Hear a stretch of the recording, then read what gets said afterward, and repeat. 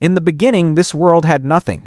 But then the goddess created 9 races: dragonites, elves, demons, dwarves, the Demon King race, dark elves, chimeras, beast folk, and lastly, the weakest of them all, humans. The story begins with a boy named Light. He says goodbye to his family and heads out on a brand new journey. Since childhood, he had only one dream. No matter what it took, he wanted to become an adventurer. And since his race was human, he knew the path wouldn't be easy. He finally arrives at a city where people from all over the world gather just to become adventurers. He starts looking around, hoping to find an adventurer's guild as soon as possible. But suddenly, a few beastmen show up behind him and start talking trash. In this world, humans are considered extremely weak and are bullied constantly. Light finally enters the Adventurers Guild and speaks with the receptionist. He begins the registration process. She asks him if he has any kind of gift. He answers confidently, saying yes, he does. His gift is called Unlimited Gacha. A set of cards appears in front of him, and if he wants, he can summon whatever appears on them into real life. But Light is only level 15, so he can't use this ability properly yet. His first summons are a broken fork, a rotten apple, and a stale piece of bread. Even the receptionist looks a little confused seeing this. She asks what he wants to do next, and he says he wants to become an adventurer. She points him toward the quest board, but he can't read anything. She sighs and tells him his gift is low rank anyway, so she has some basic jobs for him. He can collect firewood, coal, or dirt. Light is passionate about becoming an adventurer, so he agrees immediately. He heads into the forest and works hard to gather wood, coal, and finally dirt. He earns a small amount of money. He thinks to himself that it isn't much, but at least he can buy dinner. As he walks away, some beast folk block his path again. They blame him for bumping into them and take the little money he earned. He can't fight back. He's a human, and he's only level 15. No one steps in to help him. But suddenly, a hand reaches out to him. Light looks up and sees a beautiful elf. She tells him he doesn't need to be afraid. Light is shocked. Elves are considered upper class, and they look down on humans. But this elf is different. Her companions join her and introduce themselves. They are members of the Ganko tribe. San? One of them, a wolf beastman named Garo, speaks up. Then everyone gives their introduction. Sasha, the level 308 elf, Drago, the level 512 dragon, Oboro, the level 301 dwarf, Sino, the dark elf, and finally Zar, a chimera. They tell Light they just need one human to complete their group and ask if he'd like to join them. Light can't believe anyone would want to be his friend, but he happily agrees. The next day, the group explores a dungeon. A bunch of snake monsters attack Light, but Drago steps in and kills them instantly. Another snake launches at him, but Sasha jumps in and saves him again. She leans closer and asks if he's hurt, calling him adorable. Everyone treats him kindly, and Light loves the atmosphere. There's no discrimination, no hate. Soon, the group starts teasing Sasha and Light, making jokes, and Light enjoys it even more. Drago suddenly tells him to stand up because he wants to drink the tea Light makes. Light is thrilled because they treat him like one of their own. Eventually, the group reaches a dead end. Drago tells them this spot will work. Everyone becomes serious, even Sasha, but Light stays busy preparing tea for everyone. Suddenly, Drago approaches him and says they've decided to kick him out of the group. Light freezes, not understanding what he means. Drago repeats himself. Light is no longer part of their group. Garo steps forward, saying Light didn't hear him properly. He's out.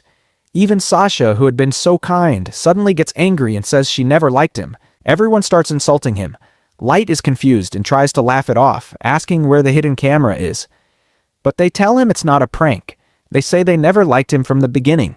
Light asks why they suddenly want to kill him, and they tell him the real reason. His gift, Unlimited Gacha. Light doesn't understand. They explain that their boss ordered them to kill him, so they befriended him just to lower his guard. Now they plan to finish him off. Garo attacks first.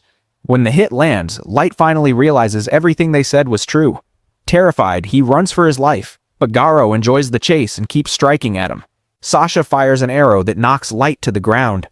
Garo moves toward Light and starts slashing him with his claws. He kicks him hard and sends him flying across the ground. Then he says he's going to torture him slowly until he dies, and he begins stomping on Light's wounds over and over. But Sasha tells him to finish it quickly. Somewhere inside, Light still has a tiny hope of surviving. Garo steps forward to deliver his final attack, but at that very moment, Light slowly crawls forward. Suddenly, a teleportation circle activates beneath him. Garo charges in to finish the job, but Light vanishes. When Light opens his eyes, he realizes he's still inside the dungeon. Later, he discovers he has been teleported to the lowest level of the Abyss. This is a place filled only with monsters above level 1000, all of them around S rank. Light whispers to himself, wondering if he's already dead. What mistake had he even made? He thinks of his parents and starts crying, knowing he'll never be able to return. He remembers his group again and asks why they betrayed him. He wants nothing more than to destroy every one of them, but he can't do anything. He has no power, and he's only level 15. As he's speaking, a level 1000 monster appears behind him. It's a mithril class creature, extremely powerful. It walks toward him, and Light is terrified. He says he'll have to use his worthless ability one last time. Light activates Unlimited Gacha. Suddenly, a bright light bursts out from the card, just as the monster charges at him. And then, a very cute girl materializes from the light. In a single second, she obliterates the level 1000 monster completely. Light can't even understand what just happened. The girl who appeared looks overpowered and is wearing a maid uniform. She walks toward Light, places her hand on him, and heals all his wounds in an instant. It seems she used Super Medicate. Light realizes all his injuries are completely gone. He doesn't feel any pain anymore. They introduce themselves. The maid learns that her master's name is Light, and she becomes very happy when she hears it. She thinks to herself that Lord Light is such a beautiful name. She continues talking to him. Light asks for her name, and she tells him her name is May. Her level is 999, which means she's extremely powerful. May explains everything about herself. She says she is a super ultra rare guard who was summoned here through Light's Unlimited Gacha. Light can't believe his ability could ever summon someone this overpowered. But May tells him that Lord Light's power is extremely strong and can even become dangerous. She starts explaining more about Unlimited Gacha, but first she asks him if she may appraise him, which is one of her many skills. Light soon learns that she doesn't have just one gift, but many. May uses her appraisal skill and begins analyzing his body. She notices his sword is incredibly large, which means the plot is going to develop in a very interesting direction. Then she explains how Unlimited Gacha actually works. With this gift, Light can summon many types of cards. Super rare cards, super ultra rare cards, normal cards, and error cards. The results depend on the amount of mana in the air around him. That's why when he used his magic in the Adventurers Guild, nothing great appeared. The air had no mana at all. But here, at the lowest level of the Abyss, the mana is extremely dense. That's why he could summon a super ultra rare guard. Now Light finally begins to understand his ability. May thanks him for coming all the way down to this level of the dungeon just so she could be summoned. Light tells her everything. He says he didn't come here on purpose. He was betrayed and thrown into this place by the people he trusted.